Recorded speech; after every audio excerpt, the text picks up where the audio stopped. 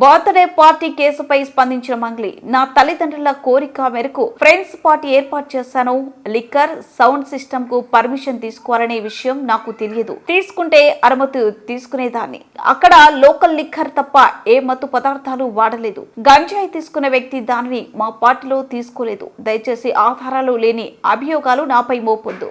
కోరిక మేరకు మా అమ్మా నాన్నలతో కలిసి మా ఫ్యామిలీ మెంబర్స్తో కలిసి నేను జరుపుకోవడం జరిగింది. అక్కడ మా అమ్మా నాన్నలు, మా అమ్మా నాన్న ఫ్రెండ్స్, మా ఫ్యామిలీ ఫ్రెండ్స్, మా టీమ్ మెంబర్స్ మాత్రమే ఉండడం జరిగింది. అండ్ అట్లనే లిక్కర్ ఉండడం జరిగింది, సౌండ్ సిస్టమ్ ఉండడం జరిగింది. సో సౌండ్ సిస్టమ్కి లిక్కర్కి పర్మిషన్ తీసుకోవాలని చెప్పి నాకు అస్సలు అవగాహన లేదు, ఐడియా కూడా లేదు. అది అనుకోకుండా సడన్గా ప్లాన్ చేసుకొని వెళ్ళిపోవడం జరిగింది అక్కడ. సో అందుకు నాకు అవగాహన లేదు. లేకుంటే నేను డెఫినెట్లీ నేను తీసుకునేదాన్ని. నాకు అసలు గైడెన్సీయే లేదు.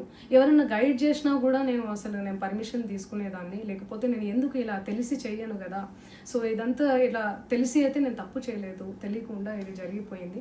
అండ్ అక్కడ లోకల్ లిక్కర్ తప్ప అసలు వేరే ఏ ఇతర పదార్థాలు, మత్తు పదార్థాలు కానీ వాడడం అసలు జరగలేదు. అక్కడ దొరకలేదు కూడా, పోలీసులు సెర్చ్ చేసినా కూడా. అండ్ అక్కడ ఎవరికైతే పాజిటివ్ వచ్చింది అని చెప్పి పోలీసులు చెప్తున్నారో ఆయన ఎక్కడో ఒక చోట తీసుకున్నాడు, ఎప్పుడో తీసుకున్నాడు అని చెప్పి తేలిందని చెప్పి పోలీసులే చెప్పారు. అండ్ అది ఇన్వెస్టిగేషన్ కూడా జరుగుతుంది. మేము కూడా పోలీసులకు కోఆపరేట్ చేస్తున్నాము. అండ్ నేను ఎందుకు ఇలా చేస్తాను, అసలు నాకు తెలిసి ఎందుకు చేస్తాను, మా అమ్మా నాన్నలతో దట్టు మా అమ్మా నాన్నలు పెట్టుకొని ఇలాంటివి నేను ఎంకరేజ్ చేస్తానా, ఇలాంటివి చెప్పండి. అండ్ ఒక రోల్ మోడల్గా, ఒక ఇన్స్పిరేషనల్గా ఉండాలని అనుకుంటాను, కానీ నేను ఇలా ఎందుకు నేను చేస్తాను. సో ప్లీజ్ దయచేసి మీడియా మిత్రులకు నా విన్నపం ఏంటంటే, ఆధారాలు లేని అభియోగాలు నా మీద అస్సలు మోపద్దు ప్లీజ్.